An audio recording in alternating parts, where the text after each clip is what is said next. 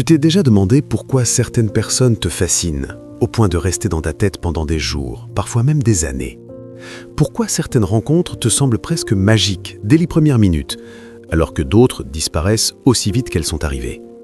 Et plus étrange encore, pourquoi certaines personnes continuent de t'attirer, même quand tu sais au fond de toi qu'elles ne sont peut-être pas bonnes pour toi?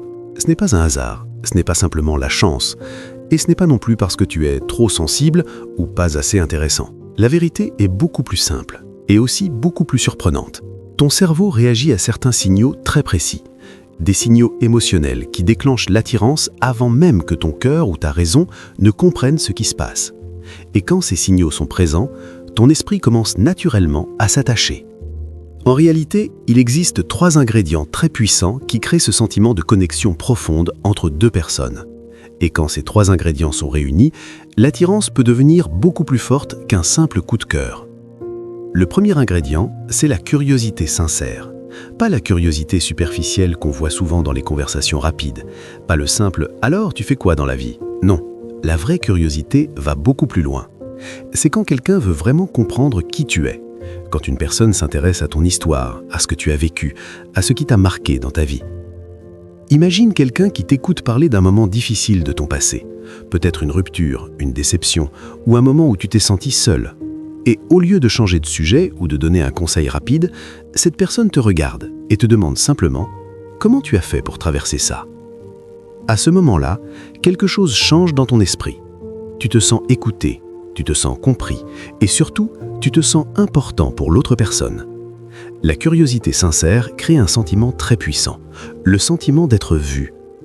Pas seulement vu physiquement, mais compris à l'intérieur.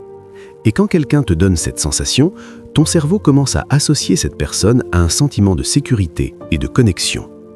Mais il y a quelque chose d'encore plus fort dans cette curiosité. Les personnes qui nous marquent vraiment ne s'intéressent pas seulement à nos réussites ou à nos bons moments. Elles sont aussi capables d'écouter nos blessures. Peut-être une relation passée qui s'est mal terminée, peut-être une période de doute dans ta vie, peut-être même une peur que tu caches aux autres. Quand quelqu'un peut entendre ces choses sans te juger, ton cœur s'ouvre naturellement. Et souvent, c'est exactement à ce moment-là que l'attirance commence à naître. Le deuxième ingrédient, c'est l'ouverture d'esprit. Parce qu'au fond, aimer quelqu'un n'est pas ce qui fait le plus peur. Ce qui fait vraiment peur, c'est d'être connu. C'est montrer ses défauts, ses faiblesses, ses moments de doute. C'est laisser quelqu'un voir les parties de nous que l'on cache au reste du monde. Les personnes qui attirent profondément les autres ont souvent cette qualité. Elles te donnent la permission d'être toi-même. Elles ne te forcent pas à jouer un rôle. Elles ne te demandent pas d'être parfait. Au contraire, elles montrent parfois leurs propres imperfections.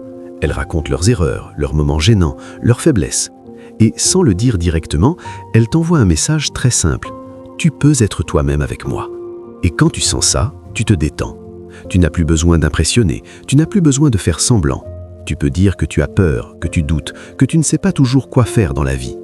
Et étonnamment, cette sincérité crée une connexion beaucoup plus forte qu'un n'importe quel geste romantique spectaculaire. Car la vraie intimité ne commence pas avec un baiser ou une déclaration d'amour. Elle commence au moment où 2 personnes peuvent être vulnérables sans avoir peur d'être jugées. Et enfin, le troisième ingrédient, le plus simple mais aussi le plus puissant, la bienveillance.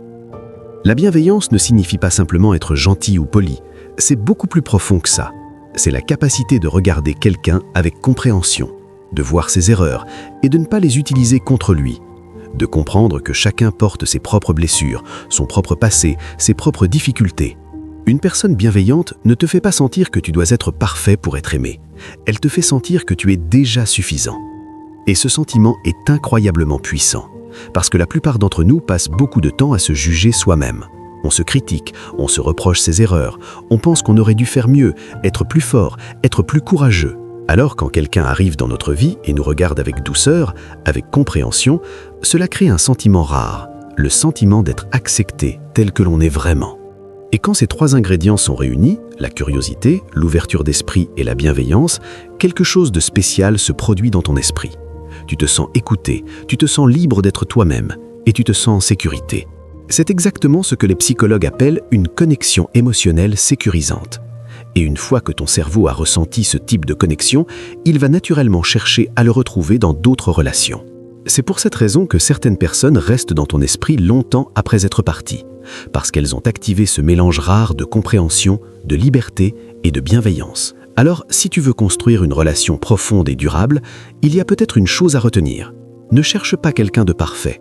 Ne cherche pas seulement la beauté, le statut ou le charme. Cherche quelqu'un qui s'intéresse vraiment à qui tu es. Quelqu'un avec qui tu peux être toi-même et quelqu'un qui te traite avec douceur, même dans tes moments les plus imparfaits. Parce que le vrai amour ne se construit pas dans les grands gestes spectaculaires. Il se construit dans les petites choses, une écoute sincère, un regard sans jugement et une présence bienveillante. Et quand tu comprends ça, ta façon de voir l'amour change complètement.